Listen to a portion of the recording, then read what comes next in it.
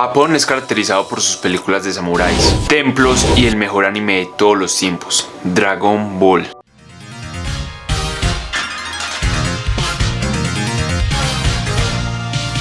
Pero hoy hablaremos de un grupo japonés que se caracterizó por realizar los peores crímenes de guerra a finales de los años 30 y a principios de los años 40, como algunos sabrán, en la Segunda Guerra Mundial. Si ya viste esta historia, te recomiendo que te quedes, ya que compartiré algunos detalles que pocos han nombrado. Y si decides irte, nos vemos luego. Escuadrón 731. 2个日本人抬着他在钉床上翻滚，上百个钉子来回刺痛着他的身子，衣服已经被鲜血染成红色，他痛苦地发出哀嚎。旁边的女人握住手。 En el marco de la Segunda Guerra Mundial, fue responsable de algunos de los más horribles crímenes de guerra cometidos en la época moderna. Oficialmente conocido por el Ejército Imperial del Imperio del Japón, como Laboratorio de Investigación y Prevención Epidémica del Ministerio Político Kenpeitai. Kenpeitai, Cuerpos Soldados de la Ley, era la rama policial y militar del Ejército Imperial japonés desde 1881 y hasta 1945. Con la intención de contrarrestar la influencia política e ideológica de los enemigos y reforzar el sistema de unidad militar. Lo más curioso y también lo más estratégico es que estaban en Pinfant, un distrito de China, un distrito urbano bajo la administración directa de la subprovincia de Harbin, ciudad china, por cierto, capital provincial de Heilongjiang. Espero que lo haya pronunciado bien, o si no, ustedes ya me dirán en los comentarios. Más tarde en este video te comentaré qué horrible hecho pasó en Pinfant. Pero bueno, ya teniendo base de esta historia, entremos en materia.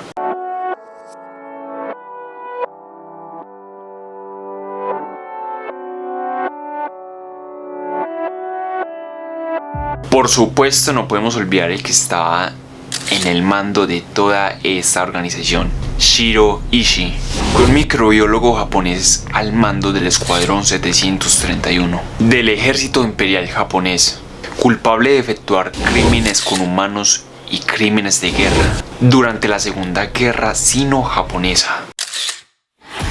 Shiro Ishii fue el responsable de la creación y desarrollo de un programa de investigación de armas biológicas y químicas, en el cual se crearon unos centros de investigación que utilizan para sus experimentos a gran escala con seres humanos. El centro más relevante por su importancia y tamaño fue conocido por el nombre de la Unidad 731. Los experimentos realizados en los que murieron miles de hombres, mujeres, niños y niñas. Sigamos hablando sobre el cerebro de esta organización. Ishii nació en Chibayama, distrito de Asambu, en 1892 y estudió medicina en la Universidad Imperial de Kioto. ¿Tú te imaginas tener un compañero como estos a tu lado?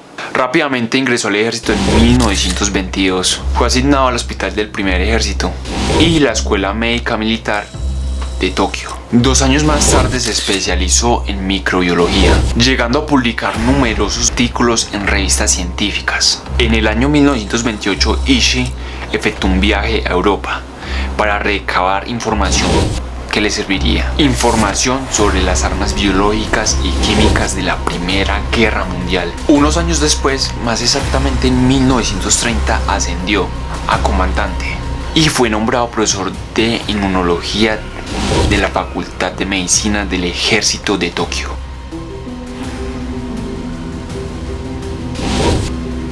Allí protegido por Koizumi Chikaiko, un hombre que tenía un alto cargo en el ejército japonés, que por cierto muy interesado por la guerra química, Ishii organizó un departamento de inmunología dedicado a investigaciones sobre la guerra biológica. Además, también lo apoyaron grandes figuras políticas y militares de los círculos ultranacionalistas japoneses, como el general Nagata Tetsuzan o el ministro de guerra como Araki Sadao. Se vuelve a reflejar la importancia de tener influencias o amistades o conexiones en estos mundos. Siguiendo con la historia, la toma de Manchuria por el ejército japonés dio oportunidades a Ishii de hacer experimentos en seres humanos en sus investigaciones. Entramos al año 1932, donde Ishii empezó con sus experimentos preliminares sobre la guerra biológica. En zonas ocupadas de China como parte de un proyecto secreto. Bajo la cobertura de un plan para la potabilización de agua para las fuerzas japonesas, en el año 1936, Ishii fue organizando departamentos de prevención epidémicas y abastecimiento de agua, que eran en realidad centros de investigación médica, destacando la tenebrosidad de la unidad 731. En 1939, Ishii tenía bajo su mando una gran cantidad de centros.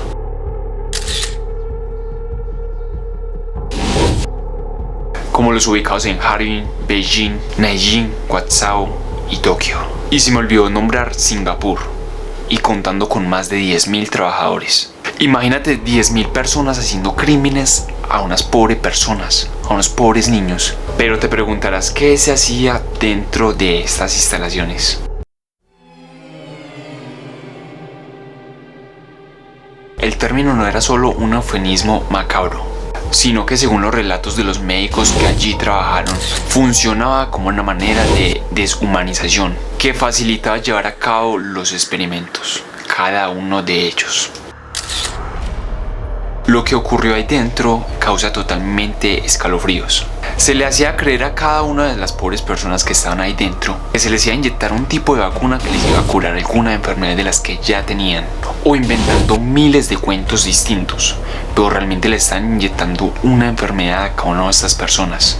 Enfermedades como la peste, el tifus, el cólera, la tuberculosis o otras como la viruela. Se les obligó a los prisioneros masculinos y femeninos a tener relaciones para estudiar enfermedades de transmisiones sexuales como la gonorrea o el sífilis. Y aparte, como si fuera poco, hicieron pruebas con armas en cada una de las personas, como tirarles granadas, lanzallamas y personas que fueron atadas para lanzarles bombas químicas. Las operaciones y experimentos continuaron hasta el final de la guerra.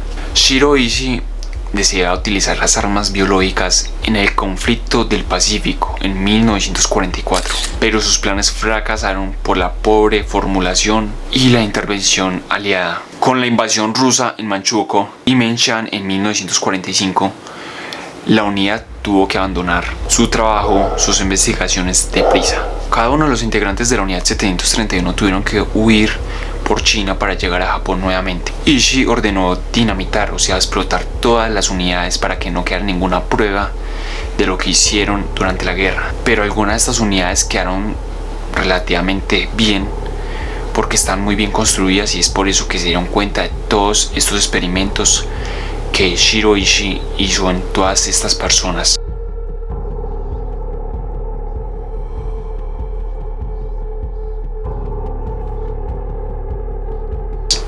Durante 1930 y algo de años a 1940 y algo de años, a finales de los 30 y a principios de los 40.